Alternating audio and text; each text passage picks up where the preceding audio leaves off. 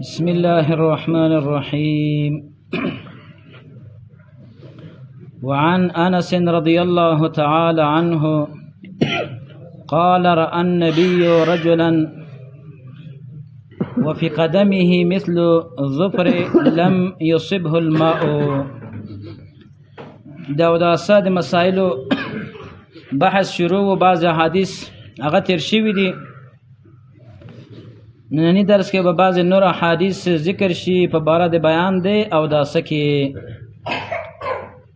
د عبادت چې دي په دې کې ډېر مسائل دي په نسبت سره نور معاملات له یا د حج مسائل یا نور د بیو کوم مسائل چې دي د عبادت مسائل زیات دي.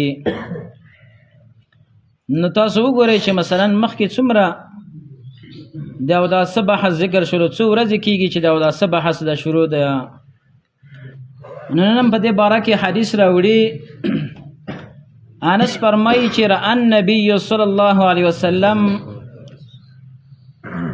نبی علیه الصلاة والسلام ولیدلو رجلا یو سړی وفي قدمه چې د هغې په پښه کې په قدم کې مثل ظفر په اندازه د نوک دومره ځای و لم یصبه الماء چې هغې ته اوبه نه وې رسېدلې. فقال نبی علیه الصلاة والسلام ورته وفرمیل ارجع واپس لاړ شه فاحسن وضوءک خپل اودس دې ښایسته کړه، یعنې په ښایسته طریقې سره د اودس وکړه. دا حدیث مشتمل دی په بعضو فوایدو سره.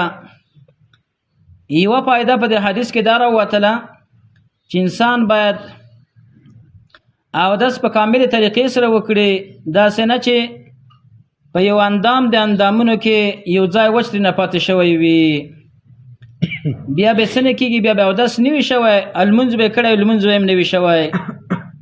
نو انسان باید په اوداسه کې څه وکړي، کوشش وکړي اهتمام د اوداسه دارنګه فکر ورته وکړي چې په ډېرې عجلې سره څه ونه کړي، اودس ونه کړي.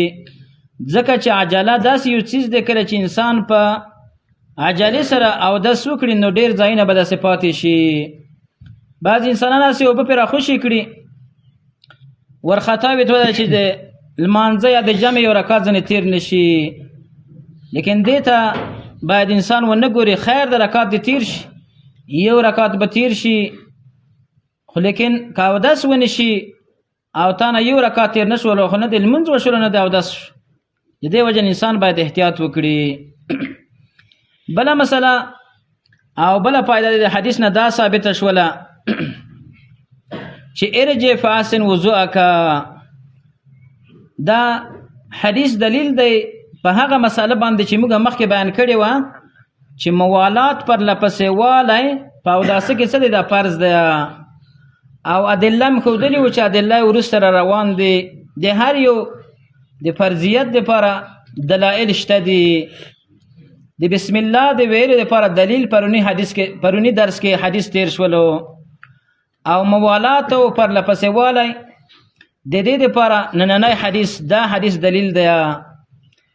د دې دپاره موږ تاسو باید هره مسله سره د دلیل نه یاده کړو.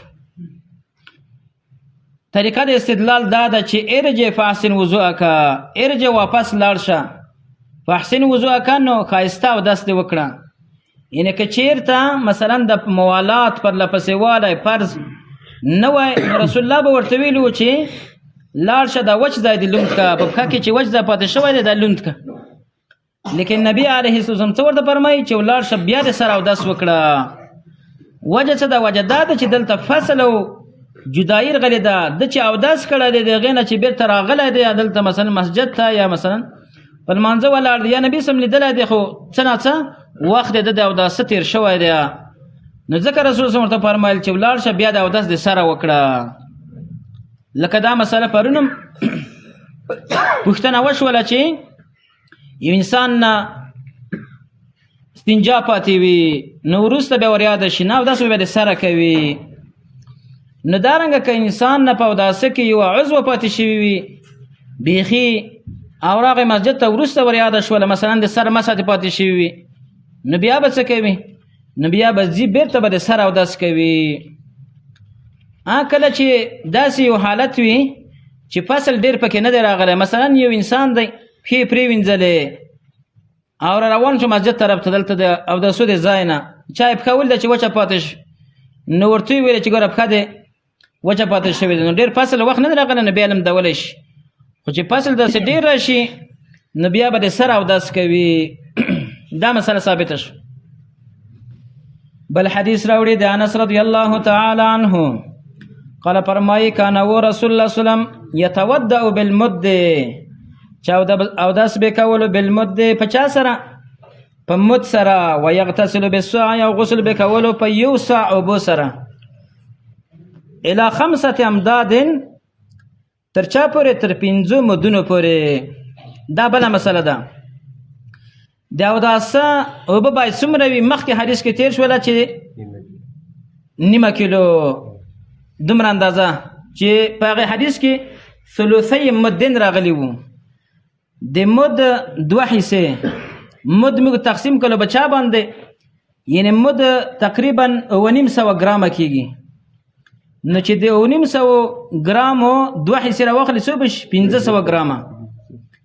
دا هغه اقله اندازه د اوبه وه چې نبي اسلام په هغې باندې اودس کړی و. نن دا حدیث ثابتوي چې نبي اسلام په یو مد باندې اودس کړی دی. یو مد څومره دی؟ 950 ګرامه دی. بیا دغه لیتر چې دی، لیتر کم دی د چا نه؟ د ګرامونو نه. مثلا 1 کیلو دا 1000 لیتره نه کېږي. د 1000 لیترو نه اوړي. د تاسو چا حساب کړی دی؟ یعنې معلومیږي ده د لیتر یعنې 1000 لیتره 1000 ګرامه نه کېږي. 1000 لیتره هغه د 1 کیلو نه کم راځي. ملي لیتره 1000 ملي لیتره دا به کم راشي. نو دلته نبی علیه السلام په یو مد باندې اودس کړی. مد به څومره شي؟ 950 ګرامه. چې 950 شي شاید مثلا دا 800 ګرامو ته ورسیږي، 800 ملي لیتر ته ورسیږي، 800 ته، ځکه چې هغه لیتر په اندازه د هغه باندې کم دی. نو په دې باندې به نبي اسلام څه کولو؟ اودس کولو. هغه تیر حدیث چې و یعنې په هغې کې اقله اوبو د اوداسه ذکر شوی و. اقله اوبو یعنې اقله اندازه د اوبو د اوداسه ذکر شوی. په دې کې هغه زیاته اندازه د اوبو ذکر شوی ده چې دلته مد استعمال شوی. ويغتسل بالصاع، او غسل به کولو په یو صاع سره. او صاع موږ څومره تقسیم کړو؟ صاع یعنې 2500 ګرامه. 2500 ګرامه اوبو په دې باندې به نبي علیه السلام څه کولو؟ په دې باندې به غسل کولو.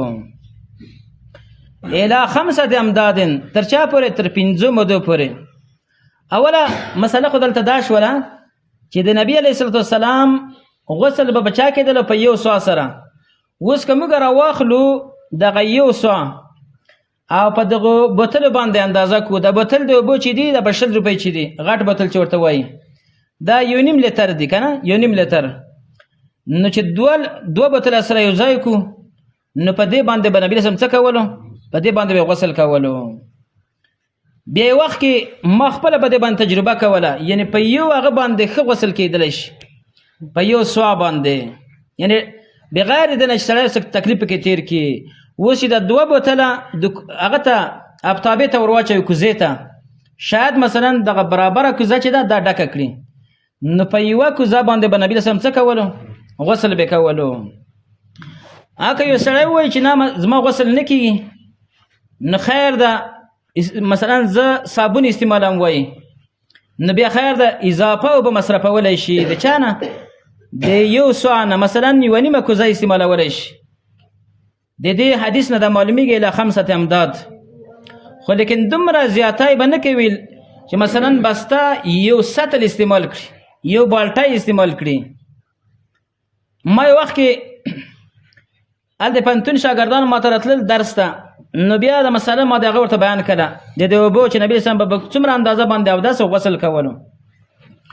نو هغې راته قصه وکړه چې زموږ یو ملګری و حمام ته تللی و چې 8 سطل اوبه ما مصرف کړې. نو بیا ما ورته چې دا خو عین اسراف دی، اوبه خو د ده نه دي بلکې اوبه خو د حمامي دي او اور د هغې په مصرف شوی دی او حمام هم ګرم وي نو دا د بالټي ډکوه په ځان باندې راتشوه دا بیا عین اسراف دی یعنی اوس هم که موږ پوښتنه وکړو ډېر ځوانان به داسې وي چې هغوی به په کور کې بسته یو بالټی یعنی یو سطل به مصرفي وي یعنی دا هم اسراف دی باید دومره استعمال نه کړی شي نیم سطل د نیم نم کم باید استعمال کړی شي لکه یوه کوزه یا یوه نیمه کوزه دومره به استعمال کړی شي دا خو دا ده چې مثلا زموږ استادو په دې جامعه کې څه نشته ده په قرآن او حدیث باندې عمل نشته پویه نشته ده زه کله کله په دې کوڅه تېرېږم داسې د حمام نه هغه اوبه راوتلي دي نو بسته دغسې اوبه هغه پایپ ډک راځي د حمام نه دا ولې ډک راځي دا د دې وجې نه راځي چې دلته خلک چې حمام کوي نو بسته یو سطل نه چې دوه سطله د خلک اوبه مصرفي وي د ډېر ځوانان به د دې مسلې نه خبر هم نه وي او دې ته اهتمام یعنی یو توجه نه ده ورته کړې باید دې ته توجه وکړی شي اگر که مثلا اوبه د بل چا دي اور د هغې پسې مصرف شوی دی او ته یو 50 روپۍ ورکوې دا به نه وایي چې نه مثلا زه ولې کمې اوبه مصرف کړم ما 50 روپۍ ورکړي دي نه هلته د الله رب العالمین حق ته متوجه دی الله دا خبره کړې چې تاسو زیات اوبه مه مصرفوئ بعضې وخت کې خلک دا یو متل کوي وي که ډوډۍ پردی وه خېټه خو د خپله وه که نه بعضې وخت کې انسان چې ته لاړ شي ډېره ډوډۍ وخوري او دومره ډوډۍ وخوري چې بیا خپل بچی نه پېژني یوه قصه ده وي یو څوک تللی و د بل چا ډوډۍ خوړلی وه کور ته چې راغلی و نو خپل زوی نه پېژنه چې دا څوک دی داسې یو مزاحي خبره ده نو دلته هم دا خبره ده که اوبه پردی دي لیکن انسان باید پکې اسراف ونه کړي لږ اوبه مصرف کړي الی 5 امداد دا حدیث په دې باندې دلیل شولو چې یوه کوزه یا یوه نیمه کوزه ډېر چې سړی صابون استعمالوي نو دومره اوبه مصرف کړي دې نه دا مسله هم ثابته شوله چې په کارونو کې باید د اقتصاد او د درمیانه روۍ نه کار واخیستلی شي درمیانه روي په هر څه کې زموږ دین چې دی وسطیت وکذلک جعلناکم امة وسطا الله فرمایي ما تاسو ګرځولي درمیانه امت یا هلته په معنا د عادل سلام راځي دوه درې تفسیر دي په آیت کریمه کې نو د دې نه دا معلومه شوله چې انسان باید څه وي په ټولو کارونو کې درمیانه اوسېږي افراط ونه کړي تفریط ونه کړي نه الله رب العالمین دې موږ او تاسو ته صحیح بصیرت په دین باندې را نصیب کړي او الله رب العالمین دې وروسته په هغې باندې عمل را نصیب وګرځوي چې په دې سره موږ او تاسو ته د دنیا او د آخرت کامیابي حاصله شي وبالله تعالی توفیق